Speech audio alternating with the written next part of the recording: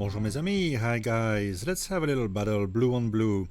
Rolex Milgauss blue dial with the green sapphire crystal against the Omega Seamaster Aqua Terra. This is the 38.5mm and there is a 41mm that exists. I think the smaller one is probably the one that's going to please the most wrists, so we'd consider it the ultimate version. Speaking of which, they keep on updating the model. The one before this had a frame around the window, then the date window, and then the date window went at 6 o'clock with horizontal patterns. To me, this one is kind of like the ultimate one and very close to the one that James Bond wore, which doesn't really mean it's going to be a collectible in the future. I think Omega makes too many of these and changes them too much, while Rolex is very good even when they update the model at not destroying the collectability of the previous models. And certainly when this one goes out of production, there's a good chance to see it keep its value, if not rise or even explode in value, because it is so original. Some people like the white version, some people like the black version. I think the white and the blue are going to be the most collectibles, and this one certainly will never be done the same way again. So here I would give the advantage to the Milgauss in terms of a long-term ownership, appreciation capacity. Otherwise, both are sort of the dressier sports watch of the range for both brands. Obviously, the Seamaster was born as a dress watch that you could take in the water, and likewise, the Milgauss is the watch for scientists working around magnetic fields. So it means that the construction of it historically has been made it a fairly thick watch because it has a soft iron cage inside, which in these day and age of new materials which are anti or amagnetic is a bit outdated and unnecessary. I'm sure even without the soft iron cage it would still be a very resistant watch. I read a thing on a blog to watch that it is pretty much as resistant as the Aqua Terra, which is known to be amagnetic with that fantastic modern beautifully decorated movement. Extra point here obviously for the display case back on the Omega, resistant to 15,000 Gauss, which pretty much means you can do anything with it, which is great in this day and age. But for all intents and purposes, I think both watches are very strong in that field. But yeah, the Omega has the advantage of displaying a beautiful movement, and it's very modern, double barrel, so it has a more power reserve than and it's achieved differently than Rolex does on the new models, which you still use a single barrel. So double barrel and coaxial escapement. Nevertheless, although this Milgauss has the older movement with only 48 hours of power reserve, it's still more accurate. The accuracy of those superlative chronometers is just better than the METAS certification and the cost certification of the Omega. To me, the Omega, the Rolex is the more accurate and dependable watch. So 1 point for Rolex in that regard, but certainly Omega bring a lot of great technologies. It's a bit up to you. Not everybody is convinced that the way that the coaxial escapement was mass produced by Omega is the way intended by the creator. Now, in terms of function, at first look, the Omega is better. It has a date window and it has a travel function whereby you can just change the hour hand without stopping the watch. So that is really, really good. On the other hand, some people prefer not having the date. It's very easy to set the time when you pick up your Milgauss, but still, I think the advantage goes to the Omega there. Where they lose some of the functionality is while the clasp, the double deploying clasp, is very, very good and has actually a diverse extension, something that very few people have noticed. You can just close one side like this, and this is your diverse extension. Otherwise, if you just close it first, then you have your regular position for the clasp to be closed. But there's no extension on the fly, so make sure you leave enough give when you size the watch. While the Rolex has a very simple clasp, it's not the one with the fold over, but it has inside the Easy Link, which I use a lot, and a lot of people really enjoy that feature. So 1 point there for the Milgauss. But overall on the build, the Omega is just as well built as the Milgauss. Now, as you know, Rolex uses the 904L steel, great resistance to corrosion, and it's a bit of a better looking steel, a bit more like white gold really. But it doesn't mean it doesn't scratch less. Actually, it scratches, I think, a bit more. Both have elegant and rather dressy polished center link. Some people hate that, but I quite like it. It makes the watch a bit more versatile. It's not just a tool watch. Now they're going to wear very different because the case here of the Rolex is not only thick, but it also has very strong lugs and not much details, although the case is nicely rounded, a bit like the Daytona and the Adjusts.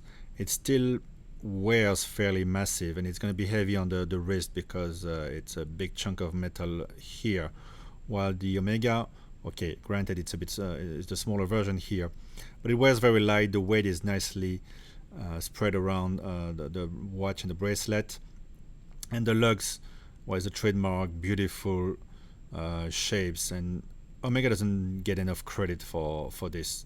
It's just so much nicer and more complex to do, with a beautiful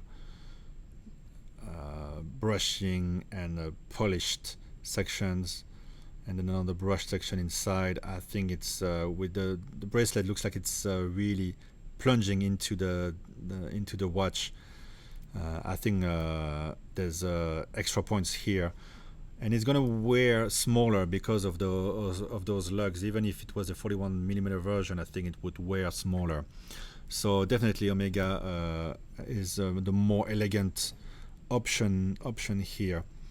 But speaking of just the looks, the color of the dial of the Milgauss just stands out in the watch box. It is stunning. It's like reminds me of a Mediterranean colors, while the Omega is it's a darker type of blue, more discreet, dressier probably.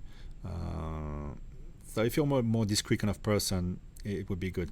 In terms of lume, what I find a bit disappointing with the Milgauss is that the lume is very thinly applied on the hour and minute hands, so it's a bit of a unbalanced look, very visible, and it has a lime green color because of this crystal, but it doesn't look good. Let's say it's unbalanced, as I said. While the problem with the Seamaster is that there is no lume on the long portion of the minute hand, only on the triangle here. So it's easy, as it is here, to get it confused with the hour index on which it might find itself. And likewise, not much lume on the hour hand. So it can be a bit confusing at night. If I'm honest, it could have been a bit better if there was a bit more lume on the minute hand. Speaking of the indices, the ones on the Aqua Terra are really beautiful, three-dimensional. There's a lot of things going on those indices, and it has AR coating as well, so you can really enjoy the dial more. And at some angles outside, it looks like there is no crystal, otherwise the crystal is nicely domed. Omega gives you a lot, and I like how they do the tracking around. The minute track there, I think it's well done. The writing is sharp. While here on the Rolex, as you know, you get wild gold indices, very nice, and the crown as well. It's a bit more majestic, but there's not much to them. It's little blocks of white gold, but it's not as much work on the presentation as the Omega, which in a way is good as well, because the Rolex tends to have a more classic look, while the Omega goes for very, very modern look. and that's why in general I tend to pick a Rolex over my Seamaster, because I prefer personally a bit more of that old-fashioned style. Now the crown, very soft on both, very smooth, easy to screw back in, easy to grip. Again, a bit more work is done on the crown itself, on the knurling, compared to the Rolex crown, I think. And yeah, that's a bit all there is to say. I don't think there is really a winner. It's gonna come down to your feeling, you know, for what you want. If you want something more modern, or if you prefer something a bit more old-fashioned, something that's gonna probably keep value in the longer term. I like to take the Omega for a holiday, even if there's a dressed event. I had a wedding there, a wedding weekend in Thailand, and I just kept the watch on at the beach, at the pool, doing sports, during the wedding ceremony. It's just always at home. Just a fantastic watch, and that's a good watch for James Bond, actually. While the Milgauss, it doesn't feel like a beach watch, despite the beautiful color that reminds me of the water.